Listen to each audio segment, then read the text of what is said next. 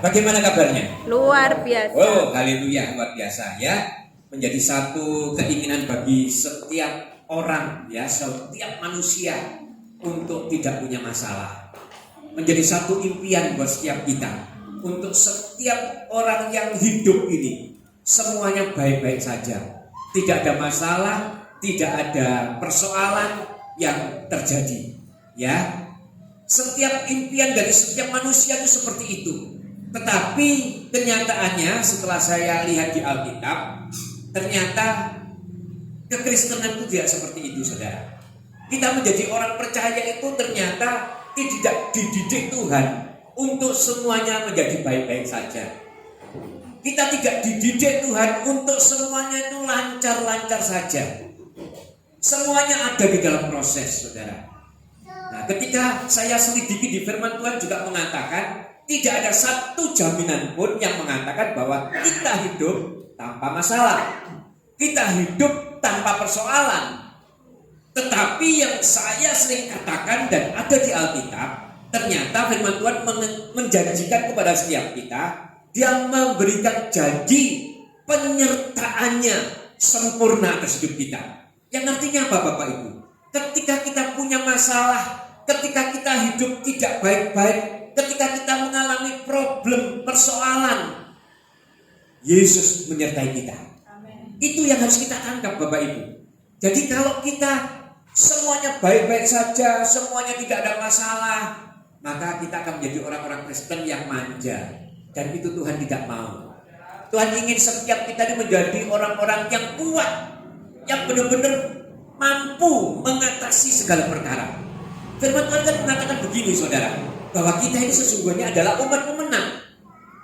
Nah, umat pemenang, bagaimana kita bisa menjadi pemenang kalau kita tidak bertanding? Kita bertanding di dalam kehidupan ini, saudara ya. Kita ada di dalam kehidupan ini, semuanya ini menghadapi persoalan, menghadapi masalah, ya, menghadapi mungkin sakit penyakit. Itu ada, saudara, memang, dan nyata. Dan itu bisa dialami juga oleh orang percaya. Tetapi kita yang punya Tuhan, yang punya Allah, yang sudah rela mati di atas kayu salib, itu menjanjikan kepada kita bahwa Dia menyertai kita, bahwa Dia juga akan menyembuhkan kita, bahwa Dia juga akan menuntun kita, bahwa Dia juga akan memberikan jalan keluar untuk persoalan kita. Ini yang harus saudara tangkap. Jadi ketika saudara menjadi pengikut Kristus, saudara tidak bisa ngomong, loh kok ada masalah ya masih ada, loh kok masih ada persoalan ya, loh kok masih ada sakit penyakit ya. Sekali lagi saya katakan, itu kadang bisa terjadi dalam hidup kita. Tetapi janji Tuhan, Dia mengatakan akan menyertai saudara, akan memberikan kesembuhan kepada saudara, akan menolong kepada saudara, asal saudara percaya kepada Dia. Nah, ini yang harus kita tangkap, saudara ya. Sekali lagi, jadi saya mau setiap kita menjadi orang percaya, bukan menjadi orang percaya yang kanak-kanak, yang tidak mengerti akan kebenaran firman Tuhan secara hakiki di dalam hidup kita. Tapi kita mau melalui kebenaran ini, kita akan menjadi orang-orang yang benar-benar dipulihkan di dalam segala perkara. Ya, pagi hari ini saya mau berbicara tentang pemulihan, Bapak Ibu. Ya, bukan berarti kita saat ini sedang terpuruk, enggak. Tapi kita mau bersama-sama supaya kita mengerti. Saya merenungkan tentang kebaikan Tuhan. Saya merenungkan tentang apa yang harus saya sampaikan ya Tuhan. Tuhan kasih saya ayat di Ulangan 30. Ayo kita buka, saudara. Ya, Ulangan 30 ayat yang pertama. Ini yang dikasih Tuhan kepada saya. Saya terus merenung-renung apa ya Tuhan? Kok kasih ini ayat?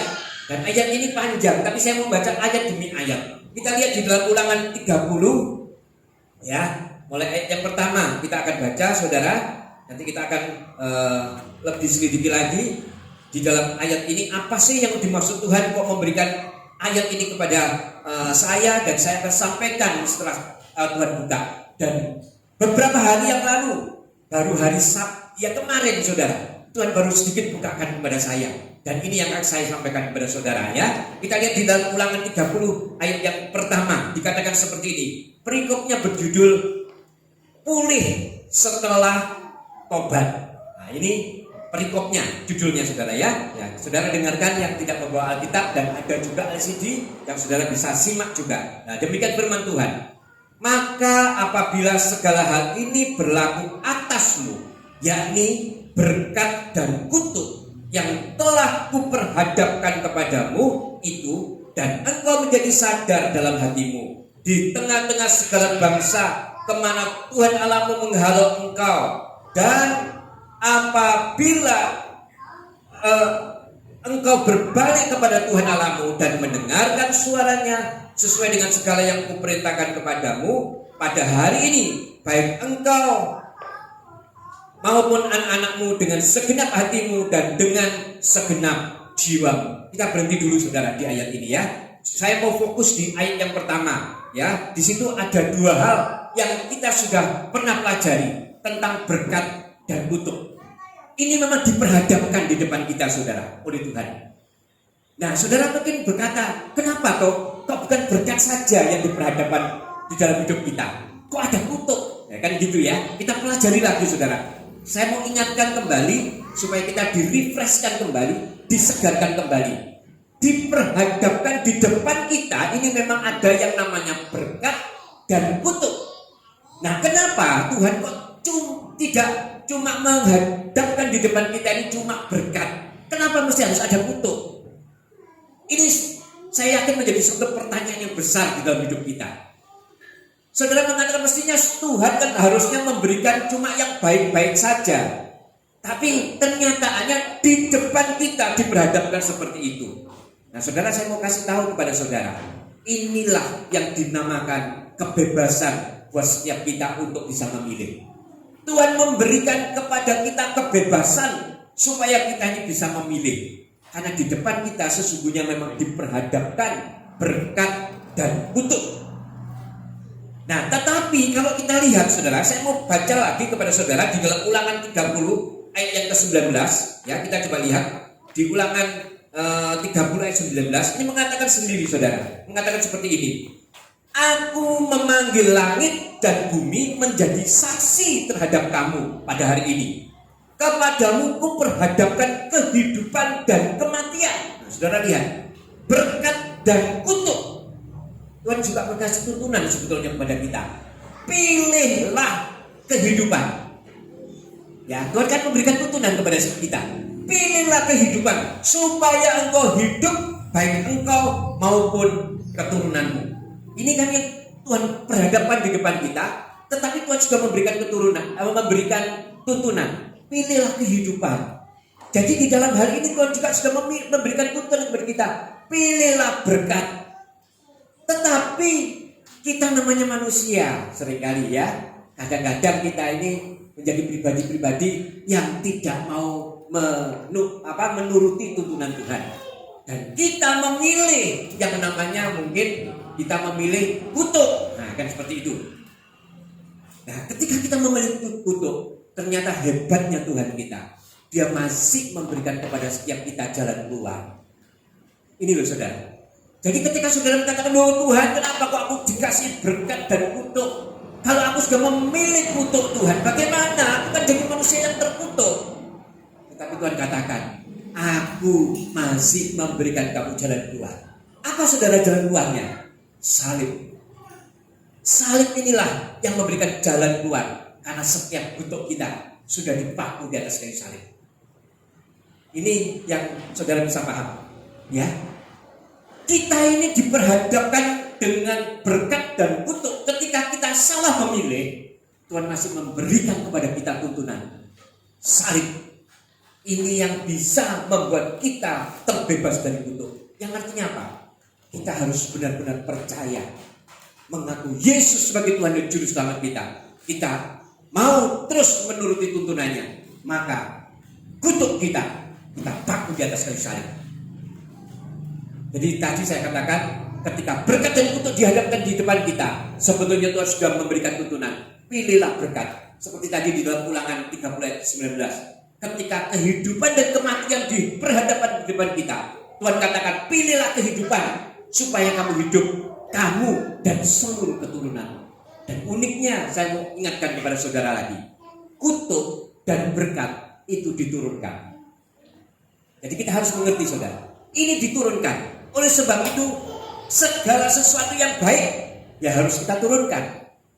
Tapi segala sesuatu yang tidak baik kita putuskan melalui apa? Kayu salib. Amin, saudara. Inilah yang menjadi solusi buat setiap kita. Makanya kalau orang-orang di luar Tuhan, dia bingung caranya bagaimana ini kok hidupnya seperti ini terus. Ayo, kalau saudara mengerti tentang kebenaran firman Tuhan, kasih tahu bahwa salib inilah yang menjadi solusi buat setiap kita untuk bisa terbebas dari kutuk. Ini yang pertama, saudara, ya. Ini yang pertama. Sekarang kita lihat di dalam ayat yang ketiga. Di dalam Ulangan 30 ayat yang ketiga, kita lihat. Maka Tuhan Allahmu akan memulihkan keadaanmu dan akan menyayangi engkau. Ia akan mengumpulkan engkau kembali dari segala bangsa kemana Tuhan Allahmu telah menyerahkan engkau. Ayat yang kedua dan ketiga ini berbicara tentang pemulihan. Jadi ternyata memang manusia itu perlu dipulihkan, saudara, ya. Tetapi Tuhan katakan caranya bagaimana? Berbaliklah. Ya, kalau kita lihat, saudara, ya, di dalam ayat yang kedua tadi, dan apabila engkau berbalik kepada siapa, saudara? Kepada Tuhan. Terus dikatakan lagi, mendengar suara Tuhan. Ketika kita berbalik kepada Tuhan dan mendengar suara Tuhan dan melakukan sesuai apa yang diperintahkan kepada kita, Tuhan katakan, maka Tuhan akan memberikan pemulihan buat setiap kita. Pemulihan itu memang ada proses juga, saudara. Ada proses yang harus kita jalani. Ada satu proses yang memang kita harus lakukan. Jadi kadang-kadang orang kalau mau mengalami pemulihan, kelihatannya kok gak mari-mari ya Tuhan.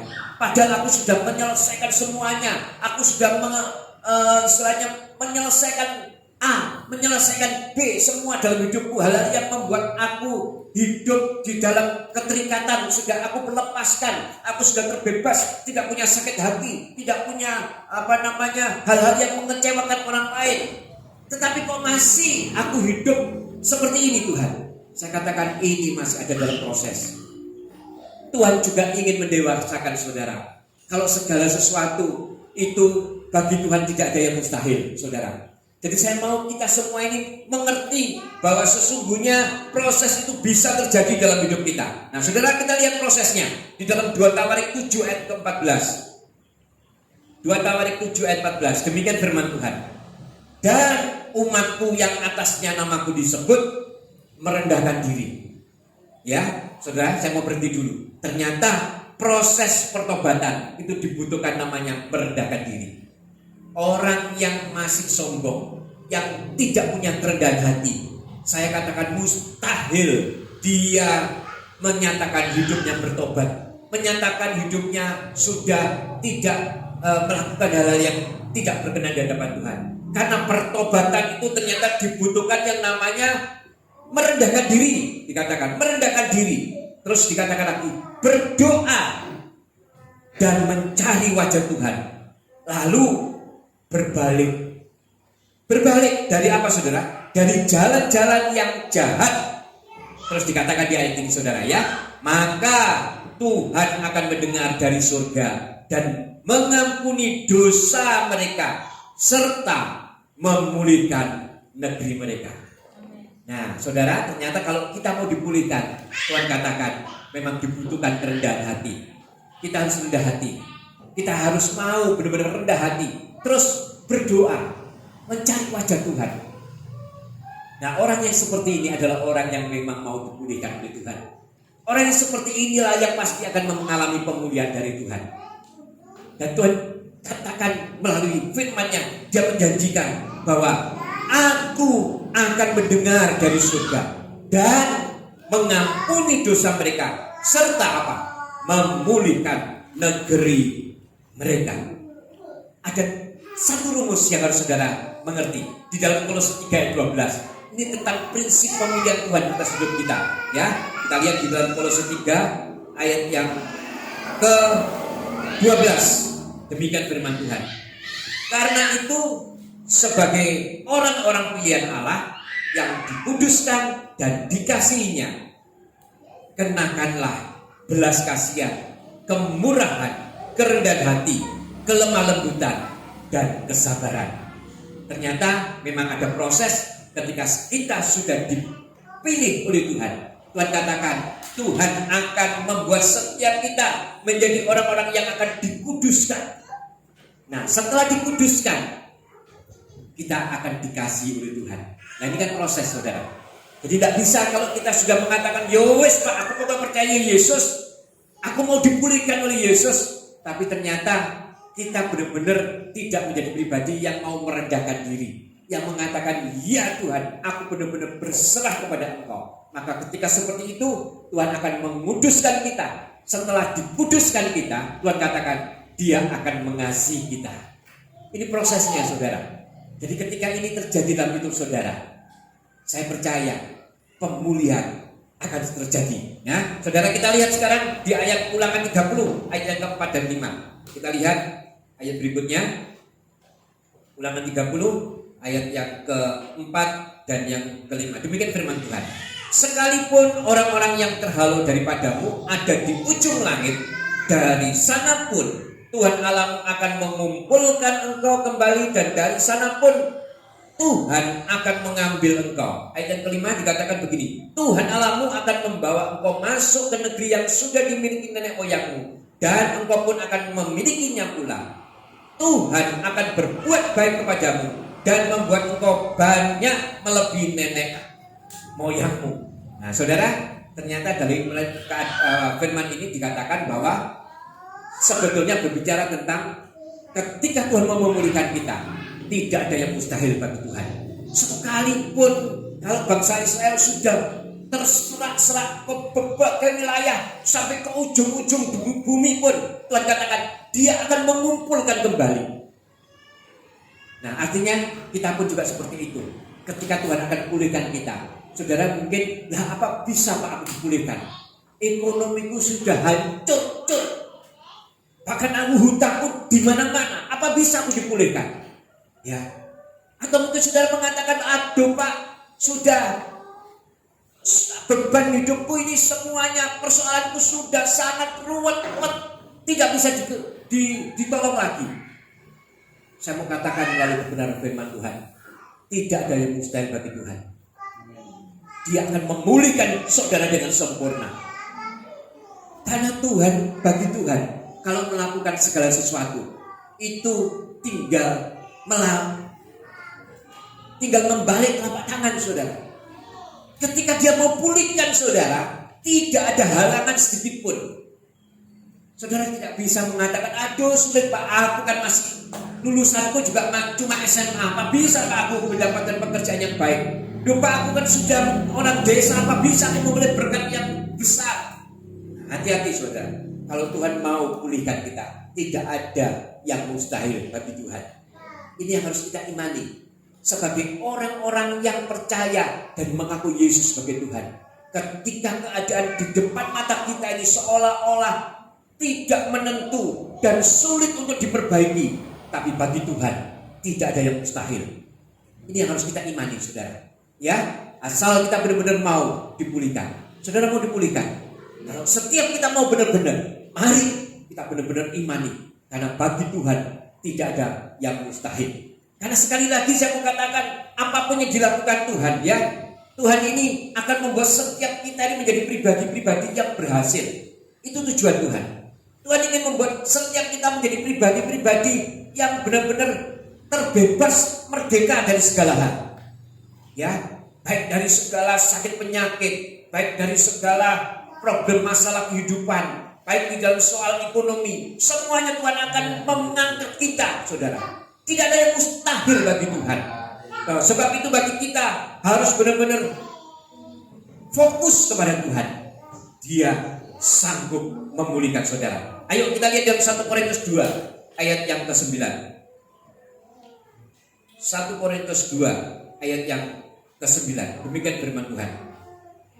Tetapi seperti ada tertulis, apa yang tidak pernah dilihat oleh mata dan tidak pernah didengar oleh telinga dan yang tidak pernah timbul di dalam hati manusia, semua yang disediakan Allah untuk siapa saudara? Mereka yang mengasihi Dia.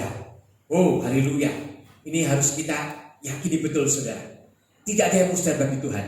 Kalau Tuhan sudah berperkara, Tuhan katakan, apa yang tidak pernah kita lihat oleh mata, apa yang tidak pernah kita dengar melalui telinga, apa yang tidak pernah kita simpan di dalam hati, yang terpikirkan di dalam pikiran kita, Tuhan katakan akan disediakan buat setiap orang-orang yang mengasihi Dia. Saudara pun sekarang pasti juga akan mengalami seperti itu, yang sudah mengalami pemulihan dari Tuhan.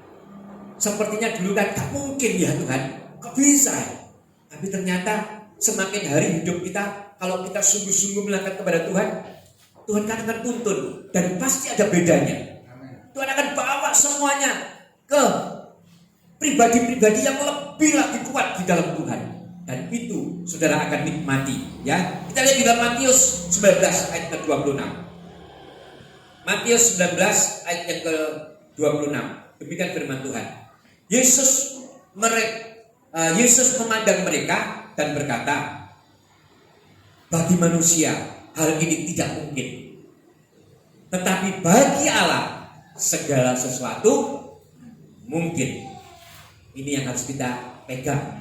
Allah kita adalah Allah yang bermujizat atas hidup kita. Tidak ada yang mustahil bagi Tuhan. Walaupun persoalan saudara menumpuk, walaupun hutang saudara mungkin juga menumpuk, walaupun saudara masih mengalami sakit, firman Tuhan katakan, tidak ada yang mustahil bagi Tuhan. Ketika Tuhan mau memulihkan kita, apa yang tidak pernah kita lihat oleh mata, tidak pernah kita dengar dari telinga, tidak pernah timbul di dalam hati, Tuhan katakan disediakan buat saudara dan saya. Amin. Ini harus kita imani, saudara, ya. Itu yang harus kita imani. Sekarang kita lihat di dalam Ulangan 30 untuk selanjutnya, saudara, ya. Ulangan 30 ayat yang ke-6. Nah, Ulangan 30 ayat yang ke-6. Demikian firman Tuhan. Dan Tuhan Allahmu akan menyunat hatimu dan hati keturunanmu, sehingga engkau mengasihi Tuhan Allahmu dengan segenap hatimu dan dengan segenap jiwamu, supaya engkau hidup. Penyunatan di dalam hati itu perlu, saudara. Ketika kita mau dipulihkan oleh Tuhan, Tuhan katakan kita harus mengalami penyunatan di dalam hati kita. Kenapa mesti hati, saudara? Ya, ada satu hal yang harus memang benar-benar kita perhatikan melalui kebenaran firman Tuhan ini.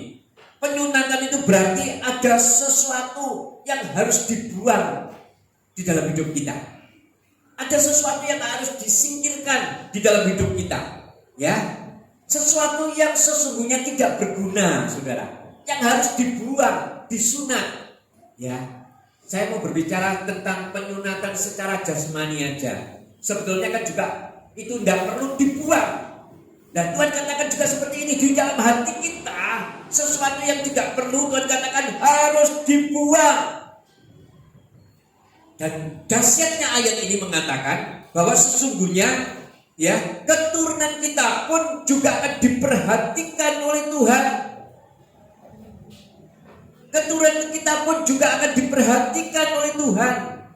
Ini adalah merupakan janji Tuhan buat setiap kita, saudara. Ya, nah saudara, sekarang kita lihat penyunatan hati itu seperti apa, saudara. Kita lihat di dalam Kolose 2 ayat yang ke-11. Kolose 2 ayat yang ke-11. Demikian firman Tuhan.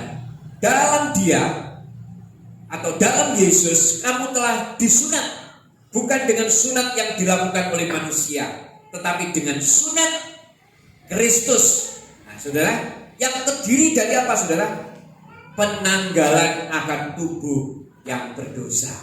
Jadi ternyata penyunatan hati itu meninggalkan setiap tubuh yang berdosa. Di dalam hati inilah tempatnya segala sesuatu yang tidak baik.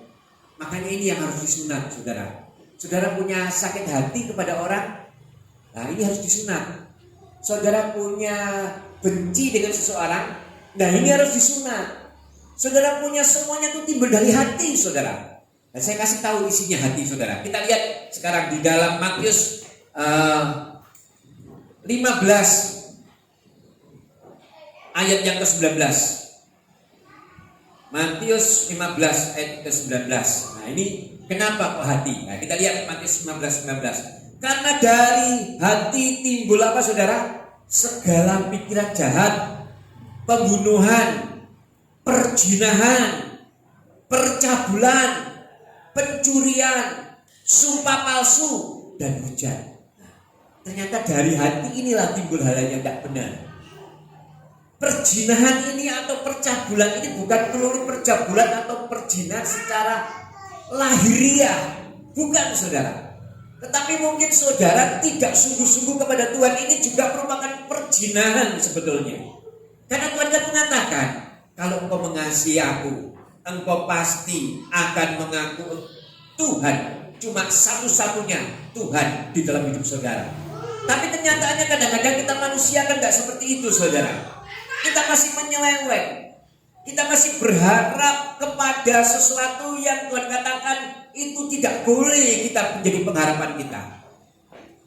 Berharap kepada orang tua kita mungkin, berharap kepada anak kita mungkin, berharap kepada saudara kita mungkin, atau berharap kepada diri sendiri.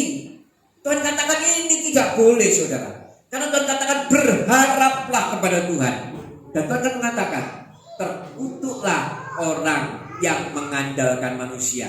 Yang artinya ketika kita punya pengharapan, otomatis kita pasti mengandalkan. Kalau kita mengandalkan, Tuhan katakan terkutuklah kita. Oleh sebab itu, mari pagi hari kita sungguh-sungguh mengerti saudara ya. Jadi ternyata segala sesuatu yang timbul dari hati inilah yang harus kita sunat. Ketika kita menyunat ini, maka kita akan menjadi orang-orang yang dipulihkan. Selanjutnya kita lihat di dalam Ulangan 30 ayat yang ke-7. Nah, ini menarik saudara. Ternyata di dalam ayat ini yang Tuhan kasih kepada saya, itu di dalamnya itu luar biasa yang saya bisa dapat Tuhan taruh dalam hati saya dan saya bisa sampaikan kepada saudara untuk kita sama-sama bisa pelajari ya. Ulangan 30 ayat ke-7. Demikian firman Tuhan. Tuhan Allahmu akan menjatuhkan segala sumpah serapah itu kepada musuhmu dan pembencimu yang telah mengejar engkau. Ayat ini berbicara tentang perlindungan Tuhan atas hidup kita. Berbicara juga tentang pembalasan Tuhan yang akan dilakukan kepada setiap orang yang sudah melakukan ketidakadilan dalam hidup kita. Ayat ini menyatakan ada satu benteng proteksi, benteng perlindungan Tuhan atas hidup kita. Jadi sesungguhnya ketika kita dipulihkan oleh Tuhan, kita ini juga mendapatkan perlindungan oleh Tuhan. Kita mendapatkan perlindungan dari Tuhan. Oleh sebab itu kita nikmati saudara ya. Ini ada satu bagian yang harus kita mengerti. Ada perlindungan dan pembalasan dari Tuhan. Ayo kita lihat di dalam Mazmur 37 ayat yang kelima. Mazmur 37 ayat yang kelima. Demikian firman Tuhan. Serahkanlah hidupmu kepada Tuhan. Percayalah kepadanya dan Tuhan akan bertindak. Saudara lihat di atasnya dikatakan seperti ini. Serahkanlah hidupmu kepada Tuhan. Jadi saudara tidak bisa menuntut Tuhan. Ayo Tuhan lakukan bagianmu untuk memulihkan aku. Tetapi Tuhan juga mengatakan, serahkan dulu hidupmu kepadaku. Serahkan hidupmu kepadaku dan percayalah kamu kepadaku. Kalau sudah seperti itu Tuhan katakan, maka Tuhan akan bertindak. Amin saudara. Saudara jangan dipendam sendiri. Persoalan masalah serahkanlah ke dalam tangan Tuhan. Kalau saudara pendam atau pikul sendiri, saya katakan capek saudara. Saudara akan mengalami kecapean. Akhirnya apa? Akhirnya saudara akan mengalami kelelahan. Terus setelah kelelahan saudara akan frustasi, putus asa, dan rasanya hilang pengharapan. Oleh sebab itu kita yang sudah mengerti firman Tuhan, kita mau menyerahkan semuanya kepada Tuhan.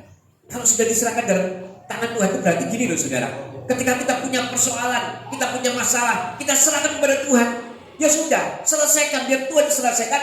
Tinggal bagian saudara untuk melangkah. Untuk melangkah mengerjakan apa yang menjadi bagian saudara.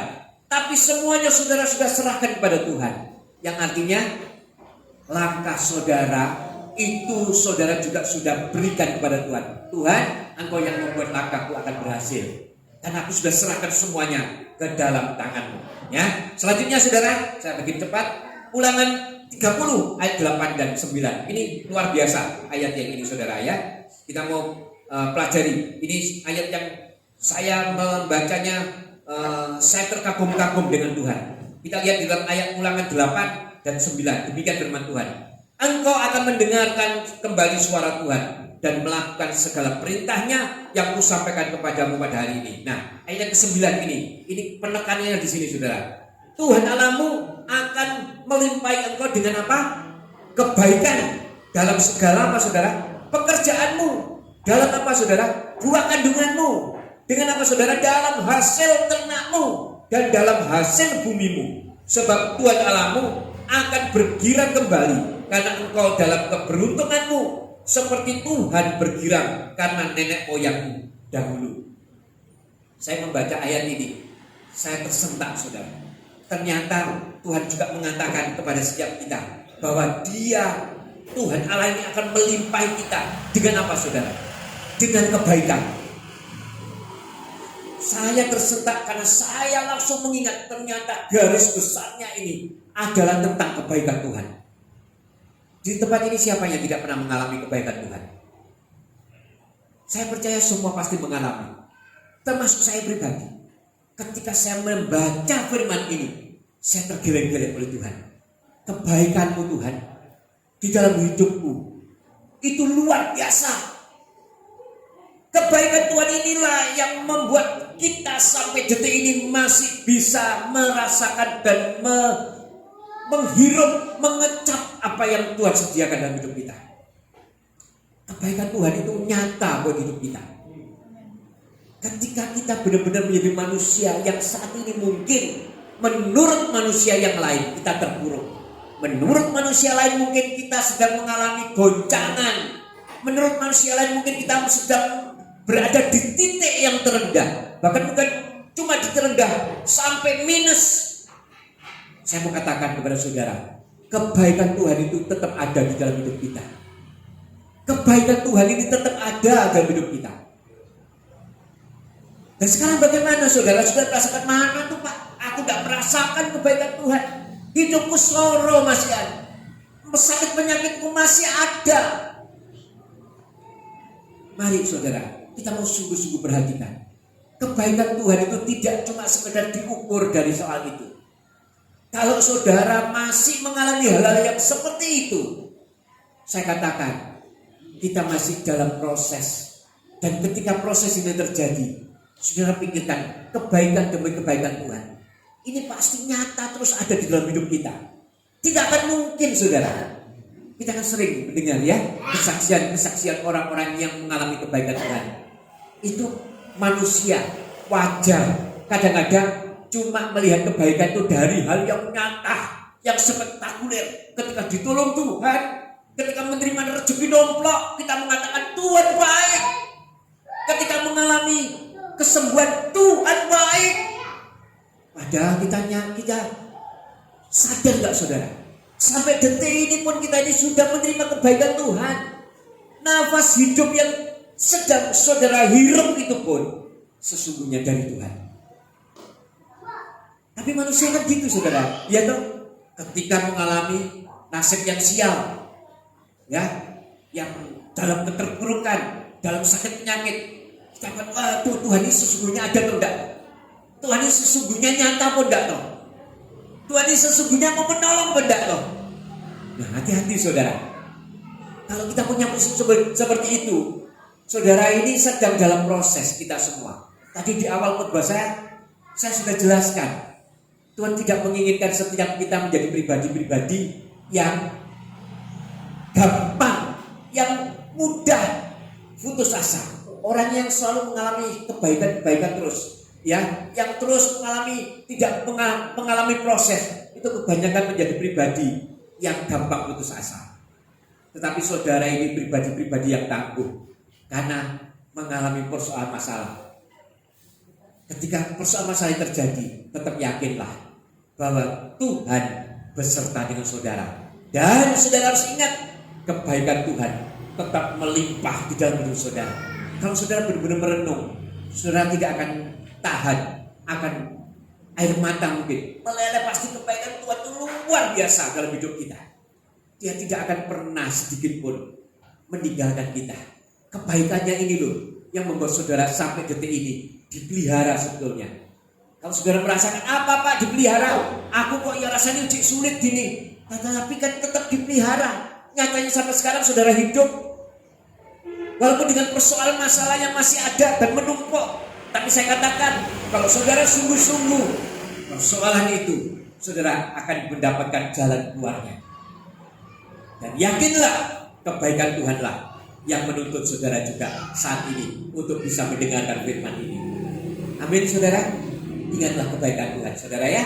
Saat ini ketika saudara masih, Pak aku masih sakit loh Pak, seperti saya ini tangan ini juga masih sakit, saya katakan aku masih merasakan dan terus mengucap syukur akan kebaikan Tuhan. Kebaikan Tuhan itu tidak bisa diukur dengan sakit penyakit. Kebaikan Tuhan itu tidak bisa diukur dengan keadaan kita mungkin yang terpuruk. Itu perbandingannya jauh sekali. Karena kebaikan Tuhan itu adalah kebaikan yang melimpah, yang menyeluruh di dalam hidup kita. Tidak bisa cuma secuil itu menjadi satu parameter atau menjadi satu tanda kalau itu kebaikan Tuhan. Tapi percayalah, kebaikan Tuhan akan terus ada di dalam hidup saudara. Amin. Jadi ini firman Tuhan pada pagi hari ini. Saya mau kita semuanya benar-benar mau diubahkan dan dipulihkan oleh Tuhan. Ya, ketika kita dipulihkan oleh Tuhan, ingatlah bahwa memang ada proses. Proses ini harus kita jalani. Dan ketika proses itu kita jalani, Tuhan katakan, aku menyertai engkau. Dan ketika menyertai engkau, firman Tuhan juga mengatakan di dalam Ulangan ini, ayo ingatlah kebaikanku, supaya ketika kamu menyerahkan seluruh hidupmu kepadaku, maka engkau akan menerima kebaikanku. Dan kebaikan ini yang harus kita nikmati saat ini. Amin saudara. Ya puji Tuhan, saya tidak perpanjang firman Tuhan. Saya percaya biarlah firman ini akan menjadikan setiap kita menjadi pribadi-pribadi yang tampil berbeda. Karena kita tahu apa yang dilakukan Tuhan tidak akan pernah habis dalam hidup kita. Ya saudara, satu ayat aja saudara. Kita lihat juga Yesaya 48 ayat 18. Ini ayat penutup supaya kita menjadi iman buat setiap hidup kita. Ya, Yesaya 48 ayat yang ke-18. Nah saudara, dikatakan seperti ini. Sekiranya engkau memperhatikan perintah-perintahku, maka damai sejahteramu akan seperti sungai yang tidak pernah kering, dan kebahagiaan akan terus berlimpah seperti gelombang-gelombang laut yang tidak pernah berhenti. Amin. Ini janji Tuhan. Ketika kita sungguh-sungguh melakukan apa yang Tuhan perintahkan, dan kita akan menerima damai sejahtera seperti sungai yang tidak pernah kering. Bukan seperti Bengawan Solo. Kalau saya lihat pagi kadang-kadang Bengawan Solo bisa kering saudara. Tetapi sungai yang dimaksud Tuhan ini adalah sungai kehidupan yang tidak akan pernah kering, yang akan terus berlimpah. Bahkan dikatakan seperti gelombang laut yang tidak pernah berhenti. Amin. Kita nikmati kebaikan Tuhan. Pagi hari ini saya tidak perpanjang firman Tuhan, biarlah firman ini menguatkan setiap kita. Puji nama Tuhan. Kita tutup Alkitab kita.